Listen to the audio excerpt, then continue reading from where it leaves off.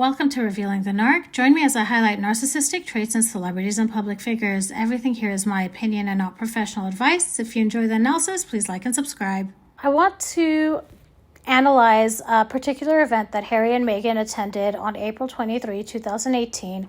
So this is roughly a month before they got married. And I just saw a couple of things that I wanted to comment on. The event in question is the memorial for Stephen Lawrence, a gentleman who was killed in 1993. The attack was racially motivated and it occurred in South London, and Lawrence was 18 years old. The M word, because I don't think I'm allowed to say it on YouTube, was widely reported, and the initial investigation was later criticized for police mishandling and institutional racism, which led to significant failures in bringing the perpetrators to justice. The memorial event is very significant because it serves as a symbol for the fight against racism in the UK. So in my opinion, it's critical that Harry and Meghan recognize the gravity of this event, how significant it is, and display appropriate reactions and attire throughout the event. So what we'll do in this video is I'll go through an article about criticism for Meghan's attire, and then I'll show you some video clips and my analysis of them. The article is titled Meghan Markle Criticized for Inappropriate Dress Worn for Stephen Lawrence's Memorial. For reference, here is an image of the dress.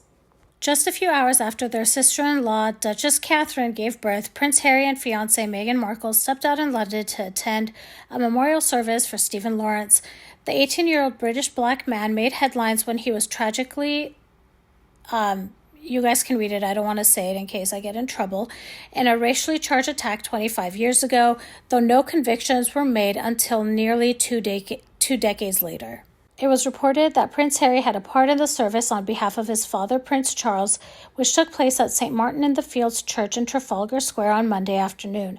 The couple was spotted arriving hand-in-hand together, greeted churchgoers, and made their way to the service. Prime Minister Theresa May was also in attendance. The soon-to-be bride chose a sleeveless, belted Hugo Boss black dress for the service, sans blazer or cardigan, which many deemed inappropriate for the somber occasion.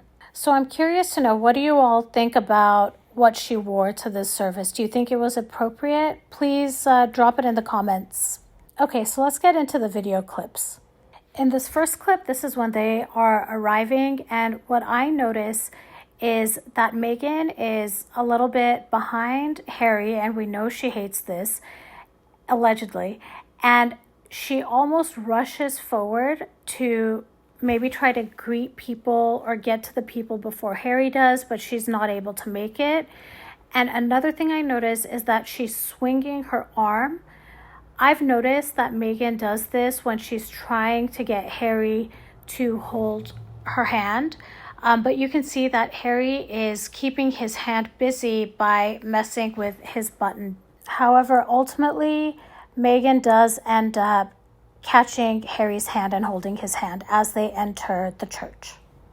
In the next clip, they're walking to their seats inside the church, and what I notice is Meghan is swinging her arms again, and it appears to me that she's trying to get Harry's hand to hold his hand, but he appears to avoid it. Ordinarily, hand-holding is a display of affection, but in the context of narcissistic tendencies, it can serve another purpose. If we consider that she might feel that she needs to control the narrative, hand-holding could act as a way of subtly asserting her control. And Harry's avoidance here might indicate that he is not comfortable. However, for someone with narcissistic tendencies, allegedly, this boundary may not be respected. The hand-holding could be less about affection and more about presenting an ideal image to the public, especially in these highly visible moments. I also think that it's a way to control Harry's body. And I just want to add, in my opinion, this is inappropriate behavior for a professional environment. They are attending this service in a professional capacity, and it is still inappropriate based on the type of event that they are attending. It is a somber occasion. And now for the last clip. Harry gets a gentle nudge as they're leaving, allegedly gentle, and this subtly is directing him to leave. This is something that we've seen Meghan do time and time again, and here's another example of her doing that. And in the context of narcissistic behavior, this is another example of her asserting control, ensuring that he moves where she wants him to go. So this is a technique that narcissists use all the time, where they direct or manage people around them with gestures, with their body language, with their facial expressions. It's happened a lot to me in my life, and that's why I recognize these subtle clues in Meghan's behavior. I had to grow up recognizing the body language of the people around me, because usually the words they would say did not match the actions that would come. And it was also the same in my marriage. So like with my ex, what would happen, and this would be like, it would be body language that's subtly to control, and it was gaslighting at the same time. So for me, I would notice that my ex would look tense or angry, and it would make me want to stop whatever action I was doing that was eliciting this response. And then I would ask, what's wrong? What's going on? And the response was, nothing's wrong. There's nothing going on. I'm totally fine. The reason that that's gaslighting is because there was something wrong. I was reading into the behavior correctly.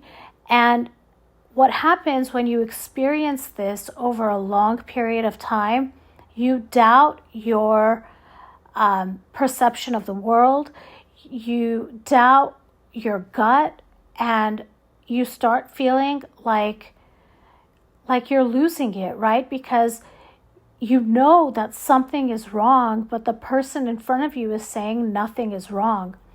It takes a lot of desensitization, I guess, when you come out of a relationship that's like this, because you have to start learning to trust your gut again. And that's so important. I always thought that I didn't have good intuition. I was just made to believe that, and that was reinforced in my marriage when every time I felt something was wrong, my ex would say to me, no, nothing's wrong. But actually, my intuition is right on. I can sense when something is wrong, and now I've learned to trust my gut. So to anyone out there that's experiencing this right now, I am so sorry that you're going through it. There is a light at the end of the tunnel, and I hope that you're gentle with yourself and you start recognizing and listening to your body when you feel something is wrong. So I'm curious to know how you all feel about this. If this content was interesting to you, please like and subscribe. If you have any comments, please go ahead and leave them. I love interacting with all of you. I try to get to my comments as quickly as I can, but there's so many. And look, you, I am not complaining. I am so thankful that there are people that are enjoying this content. I appreciate it so much. So I will talk to you all soon. Goodbye.